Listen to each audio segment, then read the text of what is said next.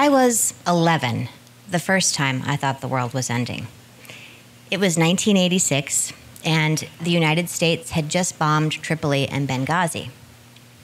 I'd overheard a group of teachers talking about how Gaddafi was certain to retaliate and that World War III, a nuclear holocaust, was inevitable. It was around this same time that I began to associate the sound of the evening news with bad news. Even the quality of light at that time of day with doom. But I couldn't talk about my fear because I was pretty sure it was contagious and I didn't want anyone else to be infected. So I found solace in stories. I read Charlotte's Web until I could recite it. I watched Back to the Future every time it aired. These were worlds where seemingly impossible problems had solutions. How do you save a spring pig from the slaughter? Befriend a spider. And how do you escape the wrath of the Libyans? Build a time machine. But I didn't have access to a DeLorean and I wouldn't be allowed to drive for another 5 or 6 years. So I resolved to become a writer and invent the solutions I could build. Decades later, it's not just the music introducing the evening news that can make me feel doomed. It's the 24-hour news and the ticker tape scrolling the perimeter of every television in every airport, waiting room, and bar. Terrible proclamations competing with one another, competing with the split-screen commentators, competing with the stock market shares for our attention.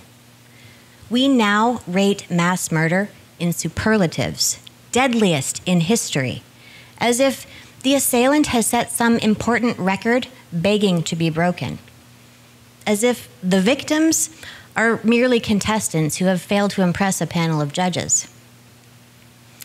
We watch the horrific footage like it's a broken film strip, looping over the same exploitative images.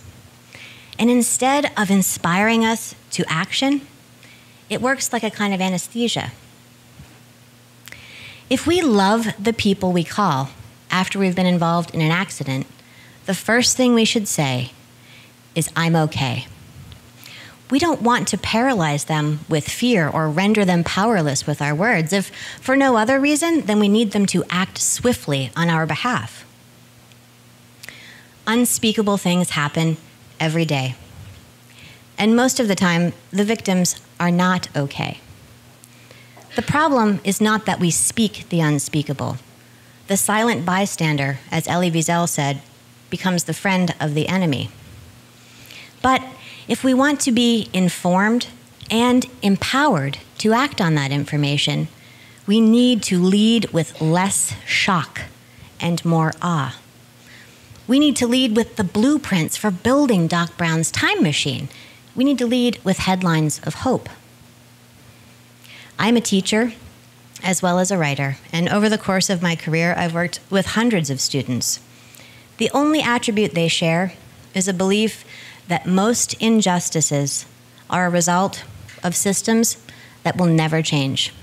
They feel voiceless, powerless, and therefore indifferent, until they are invited to contribute to the conversation, to see beyond the problem to the solution. An invitation and a little imagination can make the world of difference. The internet has invited all of us to become broadcasters.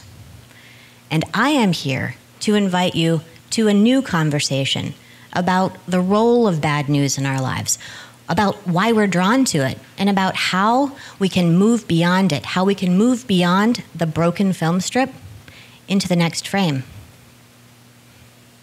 Fascination with the abomination. It's a term I first heard used by a favorite English teacher. It's the reason television news stations tease with ominous music. It's why meteorologists broadcast their weather report from some version of catastrophic storm central, even when skies are clear. Jerry Springer certainly knew a thing or two about this phenomenon, and it explains the popularity of reality TV. We are nosy, story-centered creatures. And conflict is the linchpin of any successful story. If you've read a book or watched a film, you know this is true. In fact, let's have a look at some famous tension-filled first lines in literature.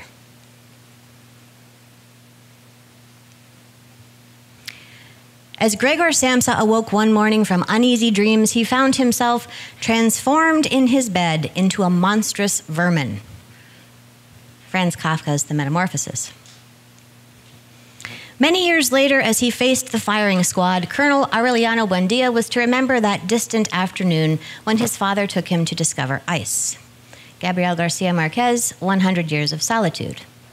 And finally, where is Papa going with that axe?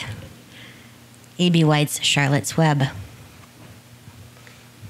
This fascination gets us to turn the page, but it's also what compels us to turn our heads to look at the accident that's been holding up traffic.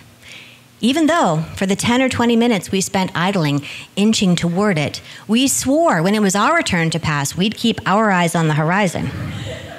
Unlike all those rubberneckers who went before us. I won't force you to admit it in front of all of these people, but I suspect you know what I mean. Similarly, when the television offers us footage of displaced flood victims, we watch them wade and suffer.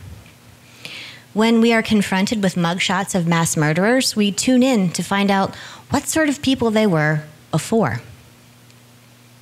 We scroll our social media feeds, finding them polluted with the pessimistic, the sardonic, the apocalyptic, and finding ourselves appropriately outraged. Have you seen that bumper sticker? If you're not outraged, you're not paying attention. But what good is outrage without an outlet? What good is outrage without outreach? We can find bad news anywhere at any time. We don't need to wait for an accident to happen because we traffic in bad news. And our news in taking a note from storytellers leads with the abomination. But somewhere along the line, we seem to have gotten stuck on page 1. And the impact of this, the effect of this kind of saturation, this overexposure to the darkness without its counterpart, puts us at very real risk for no longer being moved by the wreckage.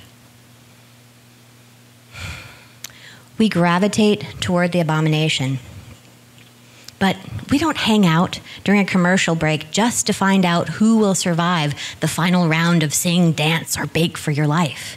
We don't hold up traffic to study the accordion-shaped SUV on the side of the road simply because our curiosity compels us to. We hang out and we hold up because we need to imagine ourselves sandwiched into that 6-car pileup. We need to imagine what we would do if it were happening to us. Where conflict introduces us to the problem, imagination invites us to solve it. In Henry V, Shakespeare invokes its power when he expects his audience to apply imagination in lieu of the 16th century green screen. Imagine, he writes, when we talk of horses, that you see them planting their proud hooves into the soft earth. For now it is your imagination that must dress our kings and transport them. In the 21st century, our imaginations are equally capable of transporting us. But imagination requires time and a clean page in our minds to imagine the scene. Time and space we can scarcely afford when the bad news updates every minute on every screen. Yet, it is only when we can see ourselves amidst the broken glass that the abomination becomes real. And we need it to become real in order to feel empathy for others, in order to stockpile solutions for ourselves. We may walk freely into the abomination, but not because we want to mire forever in the muck. We want to transition from the flood to the dry, high ground. We want to move beyond the speculation of why a monster steals the lives of so many innocent people to the celebration of those people. People just like us, who congregate without fear. We want to believe there's a way for us to help, to be a part of the solution, to be agents of change on behalf of ourselves and of our communities. We want, in fact, to be the change. But in the midst of so much darkness, we can't see what the change looks like. Dealing with bad news is difficult business, and we have certainly been dealing with the business end of this century since its start. We are overwhelmed. We are, in turns, anesthetized by the abomination and paralyzed by fear of it. Sometimes, all we really need is to hear someone say, things will be okay, even when all evidence points to the contrary. Fiction is supposed to be fun, but stories can also teach us how to solve our very real but seemingly impossible problems. The greatest change this country has ever experienced was led by a man who preached stories of hope, of an alternative future that seemed impossible, fictional as time travel. But Dr. King did not omit the darkness from his stories. He simply offered us a light with which to compare it. And it is that balance of problem and solution, of darkness and light, that is missing from most of our news. That which we glean through the media, and most importantly, that which we share with one another. We don't read fiction because we expect to enter a world where trauma and tension don't exist, but rather because we know eventually the tension will get resolved. And that resolution may or may not assume the form of a happy ending. But the happy ending is not nearly as important as the belief in the possibility of a happy ending. Happiness is temporary. Hope is the North Star. Let's have another look at Charlotte's Web. We're led into the story, at first, by the abomination. Where's Papa going with that axe?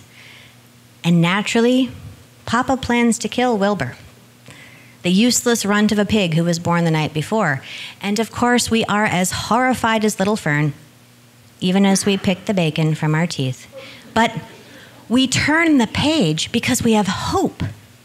If we believed there was no hope for Wilbur's survival, we would have no reason to read beyond line 1.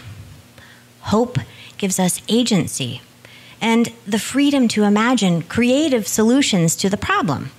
How will this pig survive the day, the spring, the ham-eating season? I don't think I'm spoiling anything for you to tell you that Wilbur doesn't die. He is saved by the most unlikely character, a spider named Charlotte.